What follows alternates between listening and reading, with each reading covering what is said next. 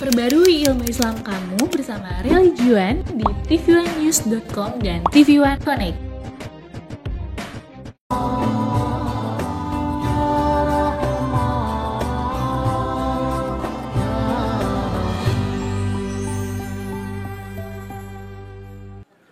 Assalamualaikum warahmatullahi wabarakatuh.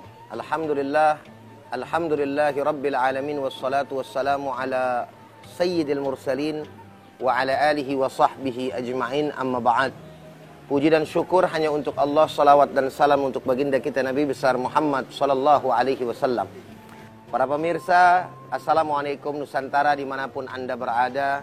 Semoga Allah subhanahu wa ta'ala senantiasa memberikan kepada kita semua perlindungan, rahmat, dan barokah bagi kita. Amin ya Allah, ya Rabbal Alamin.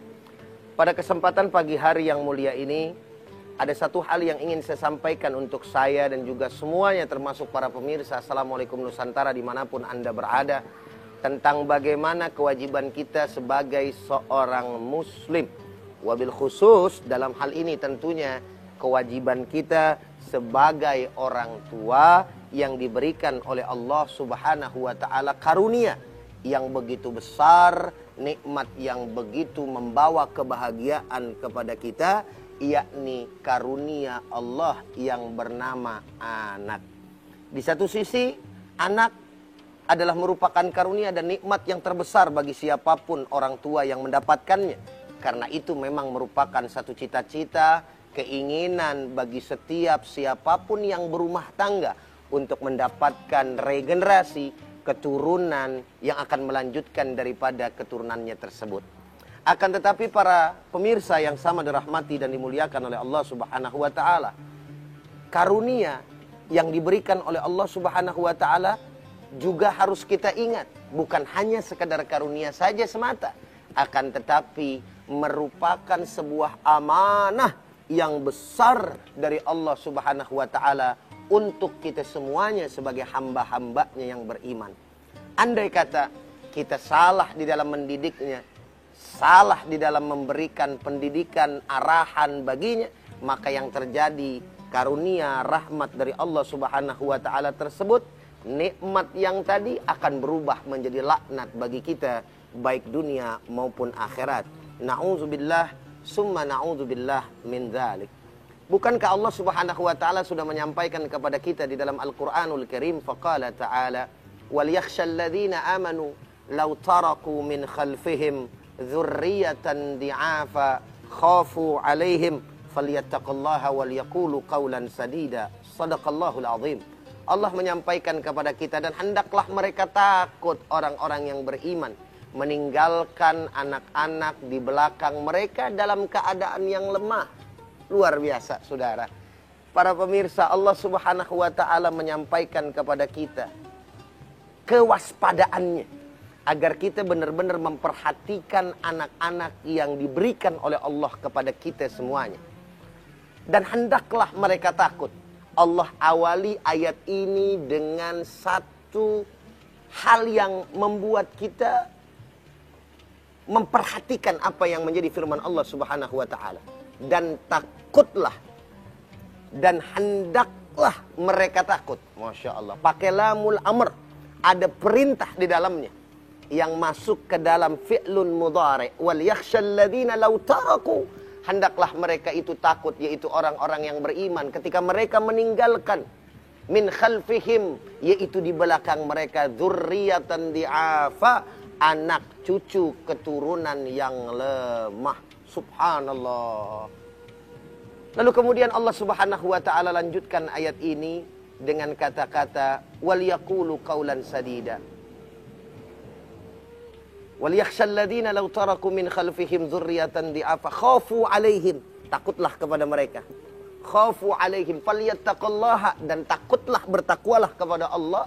Wal yaqulu qawlan sadida, dan berkatalah dengan perkataan yang baik, yang benar, yang lembut kepada mereka.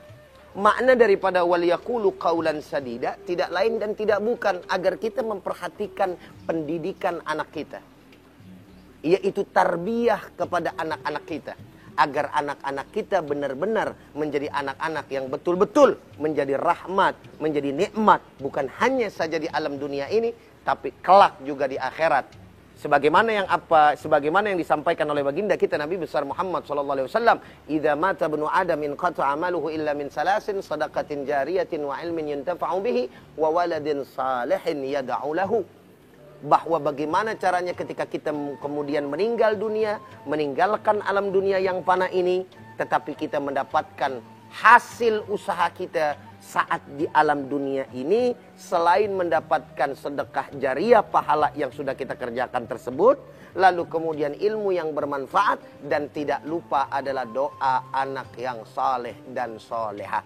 Tidak akan pernah mungkin para pemirsa hadirin semua yang sama dirahmati dan dimuliakan oleh Allah, kita mendapatkan anak yang saleh, kita mendapatkan anak yang salehah, tanpa kemudian kita berikan arahan kepada mereka. Dan arahan yang paling baik, serta yang paling terbaik, tidak lain dan tidak bukan yang bersumber daripada Al-Quranul Karim dan sunnah baginda kita Nabi besar Muhammad sallallahu alaihi wasallam.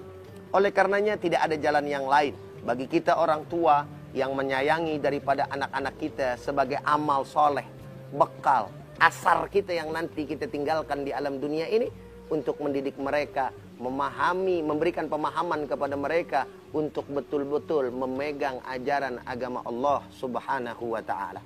Di antara kewajiban kita para pemirsa untuk mendidik anak-anak kita, apa yang disampaikan oleh baginda Nabi besar Muhammad sallallahu alaihi wasallam, yaitu yang termaktub, tertulis di dalam kitab Syu'bul Iman, juga di dalam kitab Mirqatul Mafatih, serta di dalam kitab I'anatul Talibin. Ada satu hadis yang betul-betul harus diperhatikan oleh kita sebagai orang tua agar mendapatkan anak-anak yang saleh dan salehah. Apa yang dikatakan di dalam kitab tersebut? Hadis ini adalah merupakan hadis marfu' yang berbunyi, akhbarana Ali bin Abi Ahmad, akhbarana Ali bin Ahmad ibni Abdan, haddatsana Ahmad bin Ubaid, haddatsana Ishaq bin Al-Hasan Al-Harbi, haddatsana Muslim bin Ibrahim, haddatsana Shaddad bin Sa'id Al-Jurairi, an Abi Nadrah, an Abi Sa'id wa Ibn Abbas, qala Rasulullah sallallahu alaihi wasallam, man wulida lahu waladun falyuhsin ismahu wa adabahu, fa idza balaga falyuzawwijhu, fa in balaga wa lam yuzawwijhu fa asaba ithman fa innama ismuhu ala abihi. Masya Allah.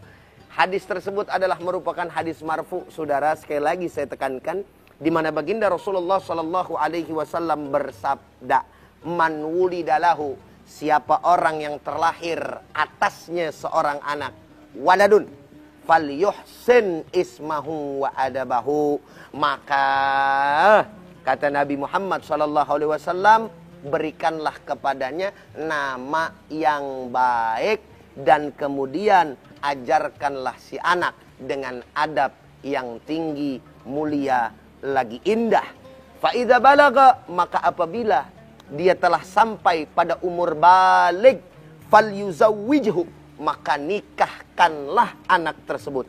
Fa in balaga, kalau seandainya dia sudah baligh, walam yuzawwijhu, namun kemudian kita belum nikahkan, fa asabahu isman, lalu dia melakukan daripada sebuah dosa, fa innama itsmuhu ala abihi, maka hati-hati, dosa tersebut akan kemudian diberikan kepada bapaknya. Na'udzubillah summa na'udzubillah min zalik.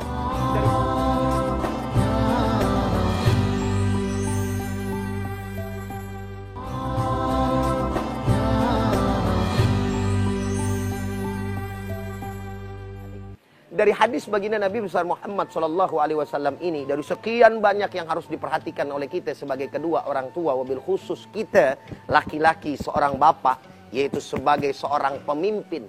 Karena Allah Subhanahu wa taala menyampaikan di dalam Al-Qur'anul Karim, ar-rijalu qawwamuna 'alan nisa. Laki-laki itu merupakan pemimpin atas perempuan dan juga atas keluarganya. Saudara hadirin, para pemirsa yang sama dirahmati dan dimuliakan oleh Allah Subhanahu wa taala. Apa gerangan?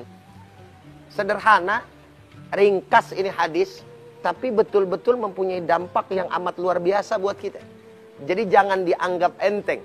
Nabi besar Muhammad SAW menyampaikan, falyuhsin ismahu, berikan nama kepada anak tersebut nama yang baik. Ada orang mengatakan, saudara hadirin sama dirahmati oleh Allah Subhanahu wa taala, apalah arti daripada sebuah nama? Waduh, ini nama ini kalimat kelihatannya sederhana. Cuman menurut pandangan Islam enggak seperti itu. Nama itu merupakan sesuatu yang amat sangat penting bagi anak. Oleh karenanya Nabi menyampaikan agar kemudian menamakan anak dengan baik. Sekali lagi saya sampaikan, menamakan anak dengan baik. Loh, kenapa seperti itu? Karena nama juga merupakan doa yang tersimpan di dalamnya, menurut konteks ajaran agama Islam, harapan daripada kedua orang tua agar si anak tadi menjadi apa yang dinamakan. Sehingga bagi orang-orang yang memperhatikan daripada agamanya pasti akan memberikan anak-anaknya nama yang terbaik. Permasalahannya adalah apakah ada tuntunan daripada ajaran agama Islam dalam memberikan daripada anak tersebut? Subhanallah, walhamdulillah, wala ilaha illallah, wallahu akbar, walillahil hamd. Dalam hal ini, saudara hadirin sama dirahmati oleh Allah, para pemirsa Assalamualaikum Nusantara, ternyata aturannya ada. Inilah indahnya Islam. Jadi Islam itu syamil kamil. Syamil artinya menyeluruh apapun yang ada, aturan-aturan, baik yang kecil yang kelihatannya sederhana sampai urusan yang paling amat sangat penting diatur dan sempurna di dalam ajaran agama Islam. Oleh karenanya kamil, sempurna Islam itu. Jangankan bicara yang namanya urusan anak namain, saudara. Kita masuk WC, toilet, mohon maaf bahasa orang Betawi bilang jamban namanya para pemirsa. Itu ada aturannya. Adabnya pun ada. Bagaimana kaki kiri terlebih dahulu. Lalu kemudian caranya juga kita buang air kecil. Subhanallah diatur. Lalu kemudian juga doanya. Keluarnya juga diatur pakai kaki kanan. Ada juga setelah itu buang hajat kita punya doa. Subhanallah. Ini Islam. Jadi semuanya udah diatur, saudara hadirin. Termasuk permasalahan menamakan daripada anak-anak yang di dalamnya tersimpan harapan, cita-cita yang luar biasa untuk membahagiakan kita, baik dunia maupun akhirat. Lalu bagaimana Ustadz caranya kita menamakan daripada anak tersebut? Yang pertama, saudara hadirin, yang harus kita perhatikan, kita memperhatikan waktu yang tepat saat memberi nama. Waktu di sini bukan berarti kemudian seperti apa yang ada di tengah-tengah kebiasaan kita. Tapi waktu yang dimaksud sebagaimana apa yang disampaikan oleh baginda Nabi besar Muhammad SAW selaku tuntunan kita yang harus kita pakai. Jadi dalam sebuah hadis, saudara hadirin, dari Abu Musa yang diriwayatkan oleh Imam Bukhari, beliau menyebutkan anak laki-lakiku lahir, kata beliau. Kemudian aku membawanya kepada Nabi SAW dan beliau lalu memberinya nama. Namanya Ibrahim kala itu, yaitu anak tertua daripada Abu Musa. Beliau kemudian setelah itu menyuapinya. Nah, ini penting nih para pemirsa. Dengan kunyahan kurma dan mendoakannya dengan keberkahan, setelah itu menyerahkan kepadaku. Itu namanya kalau dalam agama Islam ditahnik. Maka anak yang baru lahir biasanya itu saudara ya ditahnik. Ditahniknya pakai kurma. Kurma itu dikunyah. Dikunyah, lalu kemudian setelah dikunyah diberikan kepada si anak di lidahnya. Subhanallah. Ternyata dalam ilmu kedokteran terbukti. Kenapa kok metode Islam itu mentahnik daripada anak? Itu dijelaskan di dalam ilmu kedokteran. karena ada sebab dan musababnya serta manfaatnya yang begitu amat sangat luar biasa. Subhanallah, walhamdulillah, wala ilaha illallah, wallahu akbar, walillahil hamd. Dan itulah karenanya sampai saat detik hari ini orang-orang yang memahami terus membawa anaknya yang baru saja lahir, kalau tidak orang tuanya secara langsung, dia mengambil keberkahan kepada guru-gurunya, kepada habaib, kepada kiai, kepada abuya, dan seterusnya untuk dimintakan doa seraya ditahnik anak bayi tersebut. Nah, maksud dari hadis di atas atau hadis yang telah saya sampaikan tadi, bahwa Nabi besar Muhammad SAW memberikan nama anak segera setelah ia dilahirkan ke alam dunia. Artinya waktu yang dimaksud adalah ini. Jadi jangan sampai kemudian lama gitu lah. Minimal maksimal 7 hari lah kalau bisa. Makanya pada saat 7 hari tersebut kita selalu senantiasa mengadakan sebagai budaya juga bagian dari kita untuk memberikan tasmiyah namanya. Syukuran tasmiyah memberikan nama anak tersebut. Saudara hadirin yang sama dirahmati dan dimuliakan oleh Allah Subhanahu wa taala. Nah, kemudian beberapa pendapat lain mengatakan jika waktu yang baik untuk memberikan nama kepada anak adalah segera setelah lahir sampai hari ketiga.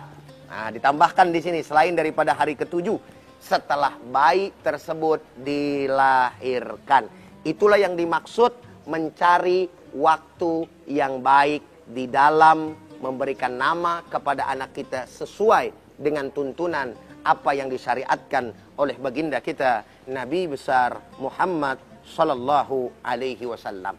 Yang kedua, sudah barang tentu saudara hadirin para pemirsa yang sama dirahmati dan dimuliakan oleh Allah Subhanahu wa taala, memberikan nama kepada anak kita yaitu nama yang baik, nama yang indah, yang punya arti juga bagus sebagai doa dan harapan kelak ketika bayi tersebut dewasa. Oleh karenanya penting sekali memberikan nama dengan nama dan arti yang baik kepada seorang anak. Sehingga kita betul-betul lagi-lagi mempunyai harapan, mempunyai cita-cita agar anak tersebut mampu bermanfaat buat kita kelak. Nah, kebiasaan-kebiasaan di kita yang memang kalau dikatakan terlarang sih tidak ya sebenarnya, tetapi kurang tepat. Ini harus kemudian digiring atau berpindah kepada apa yang menjadi tuntunan baginda Nabi besar Muhammad SAW. Saya selaku orang Betawi umpamanya, bukan berarti kemudian kita menjelekkan orang tua kita, na'udzubillah min dzalik. Tapi kadang-kadang memang jelas ada orang tua kita dulu itu kadang-kadang kalau nyari nama itu sekenanya. Kadang nama anak dikata Puun, bapaknya kebon. Jadi Puun bin kebon. Dan itu bukan berarti cuman omongan belaka. Saya pernah mimpin tahlil umpamanya. Terus kemudian ada almarhum. Itu baru saya bacakan Al-Fatihah Hadratin Nabi Mustafa Rasulullah Sayyidina Muhammad bin Abdullah sallallahu alaihi wasallam. Ya kan? Terus kemudian wa ilar ruh Bapak Pohon bin Kebon. Coba bayangin saudara, Bapak Pohon bin Kebon. Belum lagi ada yang namanya Pengki. Belum lagi namanya macam-macam dah, luar biasa. Walaupun memang itu menandakan daripada ciri orang-orang Betawi umpamanya, tapi alangkah lebih tepat menurut saya ketika nama-nama tadi sesuai apa yang dijadikan tuntunan oleh baginda Nabi besar Muhammad SAW. Walaupun sama kita paham, itu tidak semua ada di lingkungan kita. Baik di lingkungan orang-orang Betawi itu sendiri. Alhamdulillah orang tua kita yang lain pun menamakan anaknya dengan nama-nama yang baik, nama-nama yang indah, nama-nama yang betul-betul mempunyai arti sebagai doa dan harapan bagi kedua orang tuanya. Nama saya umpamanya Abdurrahman, yaitu hamba yang pengasih. Sebagai doa bagi orang tua saya, semoga saya betul-betul menjadi orang-orang yang mengasihi sesama, mengasihi daripada orang-orang Islam. Bahkan bukan hanya saja orang-orang Islam, tapi seluruh manusia. Bukan hanya saja untuk manusia, tapi pada makhluk-makhluk yang lainnya yang memang dihormati dan dimuliakan di dalam Islam. Subhanallah.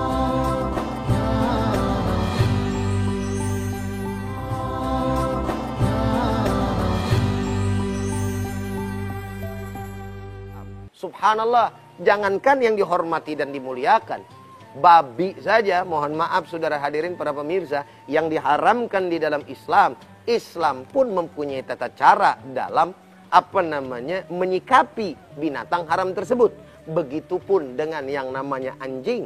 Kita sama tahu bagaimana Islam mengajarkan. Ada satu kisah seorang pelacur hanya karena memberikan minum anjing yang kehausan, tapi Allah Subhanahu wa taala pada akhirnya memasukkan ia ke dalam surga karena sifat daripada kasih sayangnya terhadap makhluk. Subhanallah walhamdulillah wala ilaha illallah wallahu akbar walillahil hamd. Tapi tentunya Islam juga mengajarkan batasan-batasan di dalam memelihara daripada hewan-hewan yang diharamkan di dalam Islam itu sendiri. Para pemirsa, Assalamualaikum Nusantara yang sama dirahmati dan dimuliakan oleh Allah Subhanahu wa taala. Kembali lagi kepada pembahasan kita. Yang ketiga, tidak menamakan anak itu dengan nama-nama yang dibenci oleh Allah Subhanahu wa taala. Maksudnya seperti apa? Yakni jangan memilih nama anak dari nama-nama yang Allah Subhanahu wa taala tidak menyukainya. Nama tersebut misalnya berdasarkan nama para dewa, mohon maaf, matahari, berhala, dan nama-nama yang dipuja lainnya oleh sebagian orang-orang musyrik. Wal'iyadzubillah min dzalik. Nah, selain itu, memberikan nama anak yang bisa membuat perselisihan antar saudara juga makruh hukumnya, walaupun tidak sampai haram. Maksudnya nama tersebut berpotensi menjadi olok-olokan bagi anak di hari kemudian. Seperti disebutkan di dalam surat Al-A'raf ayat 180. Di mana artinya, dan bagi Allah Subhanahu wa ta'ala ada nama-nama yang terbaik. Jadi mintalah kepada mereka dan oleh mereka serta oleh mereka, dan tinggalkanlah rombongan orang-orang yang melakukan penyimpangan tentang nama-nama. Mereka akan mendapat balasan atas apa yang telah mereka lakukan. Subhanallah walhamdulillah wala ilaha illallah wallahu akbar walillahil hamd. Jadi yang ketiga poinnya saudara hadirin, jangan sampai nama anak kita adalah nama yang dibenci oleh Allah Subhanahu wa taala dan nama yang akan menimbulkan olok-olok buat anak kita. Apa saja hal yang sedemikian rupa tentu sesuai dengan apa yang ada di lingkungan kita. Kadang-kadang nama udah bagus jadi poyokan, mat gober lah, terus kemudian mat lancip lah, atau apalah segala macam, namanya udah bagus gitu kan, tapi diganti. Gara-gara diganti akhirnya jadi bahan-bahan olok-olokan bagi saudara-saudaranya, dan pada akhirnya bisa menuai daripada perkelahian di antara satu dengan yang lainnya. Na'udzubillah summa na'udzubillah min dzalik. Selanjutnya yang keempat yaitu menggunakan nama nabi, yaitu nama para rasul serta asmaul husna. Yakni salah satu nama yang paling baik digunakan adalah nama sifat Allah Subhanahu wa taala atau asmaul husna dan nama-nama nabi dan rasul. Tapi ada nama-nama Allah Subhanahu wa taala yang tidak boleh kita pakai karena itu hak prerogatif Allah Subhanahu wa taala semata, yaitu sifat sombong, kibir, ya. Yaitu Allah itu maha memaksa gitu kan. Allah Subhanahu wa taala, nama-nama yang tadi tidak boleh dipakai oleh kita para hadirin pemirsa Assalamualaikum Nusantara dimanapun Anda berada. Yang terakhir yaitu tidak lain memberikan nama dengan arti yang buruk tidak juga diperbolehkan. Percis seperti apa yang tadi sudah kita bahas di awal, akan tetapi ini lebih signifikan. Jangan memberikan nama-nama dari nama-nama syaitan. Wal'iyadzubillah min dzalik. Diriwayatkan oleh Imam Bukhari dan Muslim bahwa Rasulullah SAW pernah bersabda, sesungguhnya nama yang paling dibenci oleh Allah Subhanahu wa taala adalah nama seseorang yang bernama Malakul Amla, yaitu raja di raja, karena itu hak Allah Subhanahu wa taala. Nah, maksud dari hadis itu yakni dalam memilih nama baik harus dipastikan artinya, makna serta tujuannya menurut Islam, agar kita bisa menghindari nama dengan arti buruk dan berdampak pada kehidupan kelak. Salah satu contoh namanya adalah yaitu Balqis, ketua jin, Harb, perang, Zakwan dan Zakwan, yakni anak jin dan sebagainya. yang memang harus dihindari oleh kita semua menurut apa yang disampaikan oleh para ulama. Dan yang terakhir dalam tema pada kesempatan kali ini, saudara hadirin, berhati-hatilah setelah kita sudah menunaikan, memberikan anak yang baik untuk anak-anak kita, maka apabila telah sampai balik, dia sudah ada dapat jodohnya, jangan dipersulit. Kalau ada orang-orang yang baik, apalagi laki-laki umpamanya, kalau anak kita perempuan, anak laki-laki yang saleh, lalu kemudian juga taat kepada Allah, jangan kemudian kita tolak mereka, tapi berikan kepada mereka jalan untuk melamar dan menikahi daripada anak-anak kita. Karena nantinya apapun yang dilakukan oleh anak-anak kita, khususnya apalagi anak perempuan, na'udzubillah, yang amat sangat harus hati-hati kita menjaganya. Kalau mereka melakukan dosa, maka dosanya bapaknya yang akan kemudian menanggungnya. Na'udzubillah, summa na'udzubillah min dzalik. Akhir daripada apa yang saya sampaikan pada kesempatan pagi hari yang mulia ini, saudara hadirin, ada satu pengalaman yang harus dihindari bagi kita para orang tua. Ada satu anak gadis yang ini kenyataan. Ada anak gadis itu ngadu kepada saya karena umurnya sudah tua. Lalu kemudian ada seorang duda yang melamarnya. Karena dia perawan, bapak dan ibunya tidak redha. Dia katakan, saya tidak redha kalau misalkan dapat duda. Saudaraku yang sama dirahmati oleh Allah, aturan mendapatkan duda itu tidak dilarang bagi anak perawan. Kalau memang anak-anak kita memang mencintai duda tersebut, dan kemudian duda tersebut juga baik, lalu kemudian mereka beragama Islam, sama-sama satu iman kepada kita, doakan anak kita, terima mereka, dan insya Allah mudah-mudahan anak kita akan mendapatkan keberkahan. Jangan sampai kita melarang apa-apa yang tidak dilarang oleh Allah dan juga syariatnya dalam ajaran agama Islam. Hadirin para pemirsa, Assalamualaikum Nusantara yang sama dirahmati oleh Allah Subhanahu wa taala. Kiranya itulah yang bisa Ana sampaikan pada kesempatan pagi hari yang mulia ini. Mudah-mudahan menjadi ilmu yang bermanfaat baik untuk saya pribadi dan antum semuanya, dan semoga Allah Subhanahu wa taala memasukkan kita ke dalam golongan orang-orang yang bertakwa. Saya Abdurrahman Jelani atau Bang Ujai. Hadanallahu wa iyyakum ajma'in. Assalamualaikum warahmatullahi wabarakatuh.